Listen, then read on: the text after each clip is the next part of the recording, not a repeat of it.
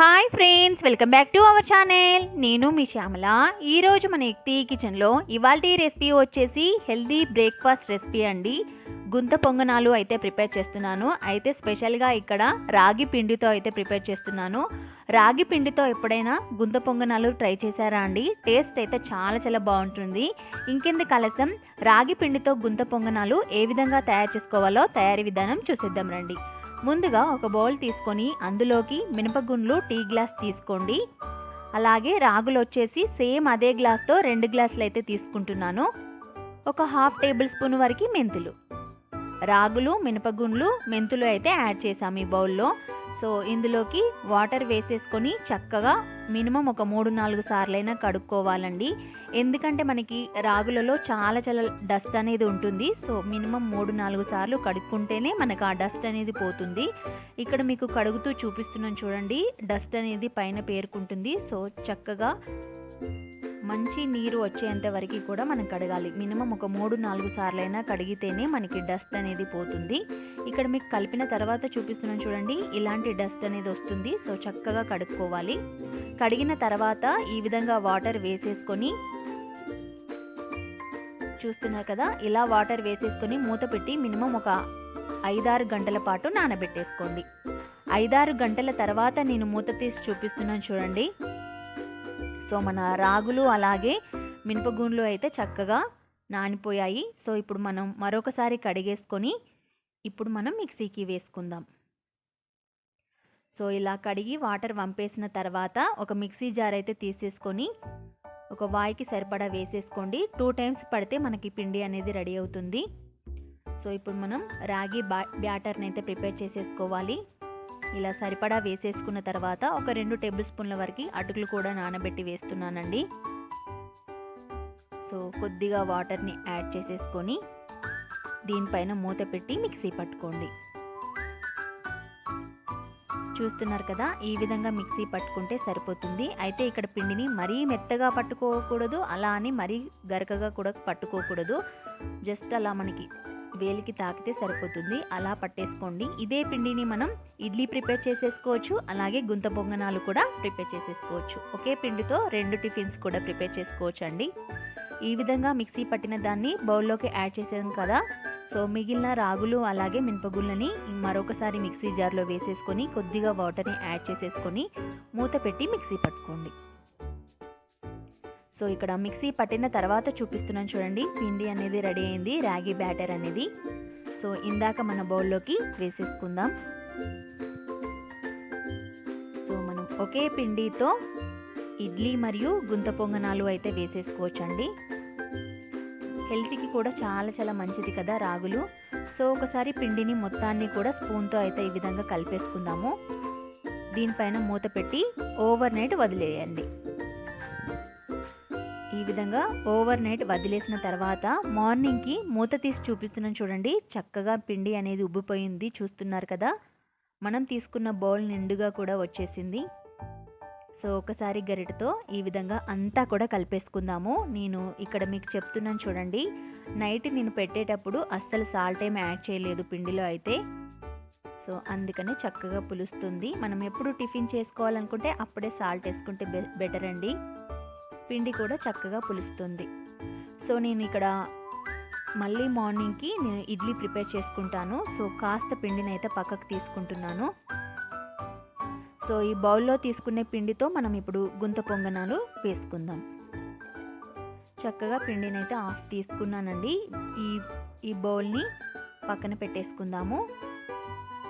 So నేను గుంత పొంగనాల కోసం పిండిని అయితే తీసుకున్నాను కదా.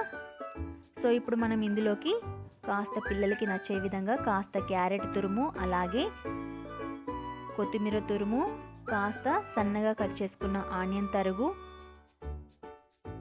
అలాగే కొద్దిగా జీలకర్రని కూడా యాడ్ చేసేసుకోండి. ఇప్పుడు సాల్ట్ అయితే యాడ్ చేస్తున్నానండి. రుచికి సరిపడా సాల్ట్ని వేసేసుకోండి. ఒక హాఫ్ టేబుల్ స్పూన్ వరకు మిరియాల పొడి అన్నీ కూడా వేసేసుకొని చక్కగా కలిపేసుకోండి. మీ దగ్గర ఉంటే పచ్చిమిర్చి ముక్కలు లేదంటే అల్లం ముక్కలు కూడా వేసేసుకోవచ్చు అండి. ఇక్కడ మా పిల్లలు అనేది తినరు, సో నేను వేయట్లేదు. సో చక్కగా ఈ విధంగా కలిపేసుకుంటే చూస్తున్నారు కదా, మన బ్యాటర్ అనేది రెడీ అయింది గుంత పొంగనాలు ప్రిపేర్ చేసుకోవడానికి. పిండి అయితే రెడీ అయిపోయింది. కొద్దిగా వాటర్ని యాడ్ చేసుకుందాం. కాస్త గట్టిగా ఉంది. సో కాస్త వాటర్ని యాడ్ చేసేసుకొని ఒకసారి అంతా కూడా కలిపేసుకుందాము. కలిపిన తర్వాత చూపిస్తున్నాను చూడండి. ఇప్పుడు మనం గుంత పొంగనాలు వేసుకోవడానికి పిండి అయితే ఈ విధంగా ఉండాలి. చూస్తున్నారు కదా. సో ఇప్పుడు మనం ఈ పిండిని పక్కన పెట్టేసుకుందాము. గుంత పొంగనాలు ప్రిపేర్ చేసుకోవడానికి గుంత పొంగనాల ప్యాన్ని తీసుకొని స్టవ్ ఆన్ చేసుకొని స్టవ్ మీద పెట్టేసుకొని ఈ విధంగా అన్ని గుంతలో కూడా ఆయిల్ని అయితే వేసేసుకోవాలి. పెనం చక్కగా హీట్ అయిన తర్వాత ఈ విధంగా గరిటతో పొంగనాలు వేసేసుకోండి. ఒక్కసారి మనం పిండిని ప్రిపేర్ చేసుకున్నామంటే ఎన్ని రకాల టిఫిన్స్ అయినా ప్రిపేర్ చేసేసుకోవచ్చండి. నేనైతే ఈ పిండితో ఇడ్లీ అలాగే పొంగనాలు ఎప్పుడూ చేస్తూ ఉంటాను. సో మీకు పొంగనాలు చూపించలేదు కాబట్టి ఇవాళ చూపిద్దామని చెప్పేసి ఈరోజైతే చేస్తున్నానండి. పిల్లలైనా పెద్దలైనా చాలా చాలా నచ్చుతుంది. టేస్ట్ అయితే చాలా చాలా బాగుంటుంది. అలాగే ఈజీగా కూడా వస్తాయి. అలాగే తక్కువ టైంలో కూడా ప్రిపేర్ చేసేసుకోవచ్చు హెల్తీగా. సో ఈ విధంగా గుంత పొంగనాలు అన్ని హోల్స్లో కూడా వేసేసిన తర్వాత చక్కగా దీనిపైన మూత పెట్టి మీడియం ఫ్లేమ్లో పెట్టుకొని మనం పొంగనాలను అయితే ఉడికించుకోవాలి. సో నేను ఇక్కడ మూత తీసి చూపిస్తున్నాను చూడండి. ఒక 3 నిమిషాల తర్వాత అయితే మూత తీసి చూపిస్తున్నాను. చక్కగా కింది వైపు అయితే ఫ్రై అయిపోయాయి. సో ఇప్పుడు మనం ఈ పొంగనాలని రెండొక వైపు కూడా తిప్పుకోవాలి. సో మనం ఇప్పుడు ఇలా స్పూన్తో తీసుకుంటే చాలా ఈజీగా వస్తున్నాయి. చూస్తున్నారు కదా. ఇలా రెండొక వైపు కూడా తిప్పేసుకోండి. అన్ని పొంగనాలని కూడా చక్కగా ఇటువైపు కూడా ఫ్రై చేసేసుకోవాలి. సో మీరు చక్కగా పెద్దవాళ్ళు అయితే అల్లం ముక్కలు పచ్చిమిర్చి ముక్కలు వేసుకుంటే అయితే చాలా చాలా టేస్టీగా ఉంటుందండి. సో మా పిల్లలు తినరు, పచ్చిమిర్చి అయినా అల్లమైనా తినరు. సో అందుకనే నేను జస్ట్ క్యారెట్, జీలకర్ర, ఆనియన్స్, కొత్తిమీర అలాంటివి అయితే వేసేసాను. చాలా చాలా ఈజీగా వస్తాయండి. చూస్తున్నారు కదా. కలర్ కూడా చాలా చాలా బాగా వచ్చింది.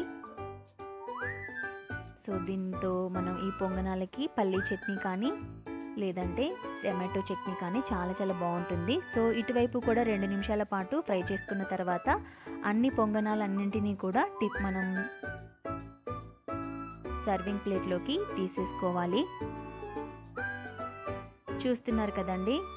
సో చాలా చాలా ఈజీగా వస్తాయి. ఇదే విధంగా మనం తీసుకున్న పిండి మొత్తాన్ని కూడా పొంగనాలు వేసేసుకోండి. నేను ఇక్కడ అన్నీ వేసిన తర్వాత చూపిస్తున్నాను చూడండి. కలర్ఫుల్గా భలే ఉన్నాయి కదా. టేస్ట్ అయితే చాలా చాలా బాగుంటాయండి. ఇంకెందుకు ఆలస్యం, మీరు ఒకసారి ట్రై చేయండి. ఇక్కడ మీకు చూపిస్తున్నాను చూడండి. స్పాంజీగా భలే టేస్టీగా ఉంటాయండి. పిల్లలైతే ఎంజాయ్ చేస్తూ తినేస్తారు. పెద్దలకి కూడా చాలా చాలా నచ్చుతాయి. ఇంకెందుకు ఆలస్యం, మీరు ఒకసారి రాగి పొంగనాలని ట్రై చేసి మీకు ఎలా కుదిరిందో కామెంట్ సెక్షన్లో కామెంట్ చేసేసేయండి. అలాగే మరిన్ని న్యూ రెసిపీస్ కోసం మన ఛానల్ని సబ్స్క్రైబ్ చేసేసుకోండి. మీ ఫ్రెండ్స్కి రిలేటివ్స్కి షేర్ చేయడం అస్సలు మర్చిపోవద్దు. Thank you for watching.